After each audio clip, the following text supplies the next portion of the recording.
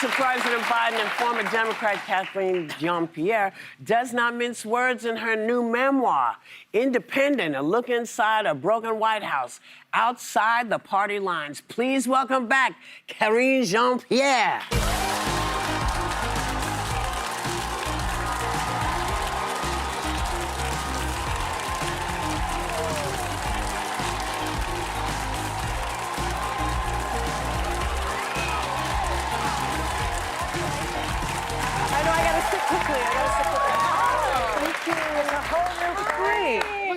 What does it say? New book, new look. You look good, honey. Oh, Look at you. You look Thank good. you. It's that post-White House glow. I was not saying today. Congratulations. Thank you. You look a little more relaxed. Yes. I wonder why. So, you know, so much has changed since you stepped off the podium, my dear. 9 months ago. Is it only 9 months? I feel like he's been president for 20 years. No. It's exhausting. That's the point. That's the point. You were completely different. So, what are your thoughts on the demolition? So, so the People's House is basically being sold to the higher bidder. Yeah. It is corruption at its core. And I heard someone say this when I was backstage. It could not be, there's no greater metaphor right now than what's happening right now in this country than watching Donald Trump take a wrecking ball to the White House. It's kind of obvious. It's too obvious. It's like you couldn't make that up. When I saw the image yesterday, I was like, this is not real. But why did they let him get away with it? He has all of these people who just let him get away with whatever he wants to do. That's what he's been doing for the last 9-10 months. Like the powers that are in the DC are not standing up. Yeah. They're acting as if they're powerless, which is part of the book, Independence. Like, no, you all have power. Yeah. You all have power. Do something with it. Yeah. Use it. And they're not using it. No, they're not.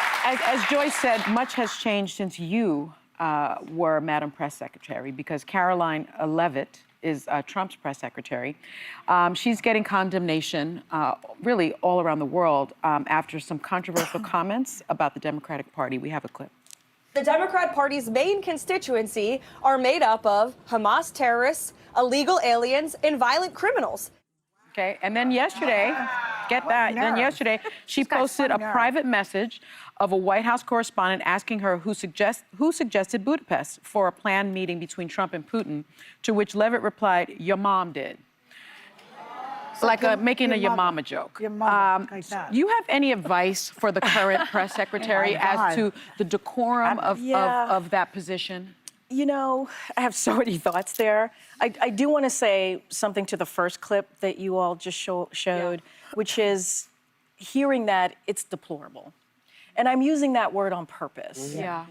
Because they don't seem to understand, this is the Trump White House, that they don't work for just one man.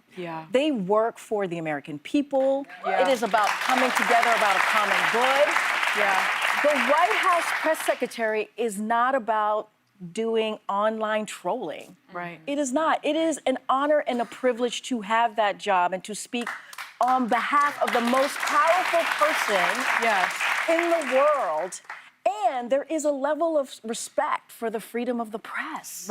Even if you don't, if you disagree with them.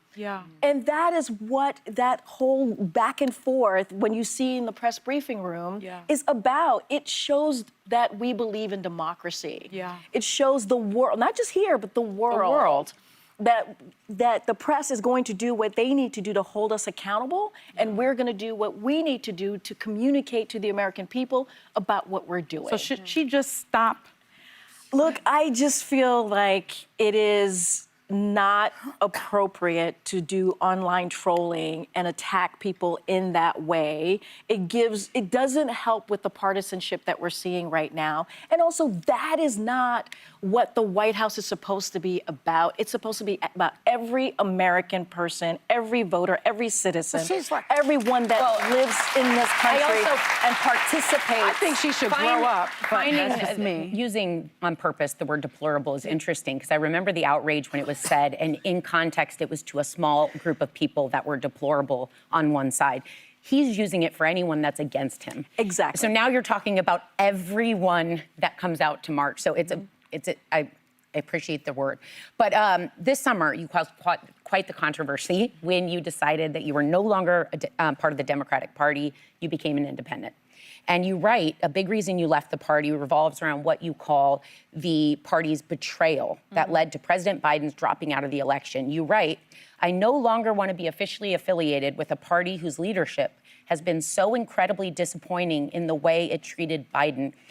What disappointed you most? Yeah, so first I want to say I've always had an independent streak. If people who know me know that this book is probably not all that surprising. My mom would tell you when she was asked, what was Karine like as a kid? She was like, oh, you know, Karine would be in the room. If she couldn't figure something out, she would stay up all night trying to figure it out. So I am like innately that type of person. And I go back, so in the book, I tell the story of what happened in those 3 weeks. It was very personal to me because I lived it and breathed it every single day. And I'm going to tell you right now, to anyone who's watching, President Biden was one of the most decent people that I know. And he literally woke up every morning wanting to make this country better for the American people. And whatever view that you may have of him, treating him the way that he was treated in those 3 weeks was awful. It was Deplorable. Hey, and it was something that I just had never seen before. It was so disrespectful to a man who had given more than 50 years of public service. Was he hurt by that? Was he incredibly hurt by it? Did you see that? I actually never had a conversation with him directly about it, but I can't imagine that he wasn't. And he's going to speak for himself about that time, that moment, his presidency. He's writing his own book.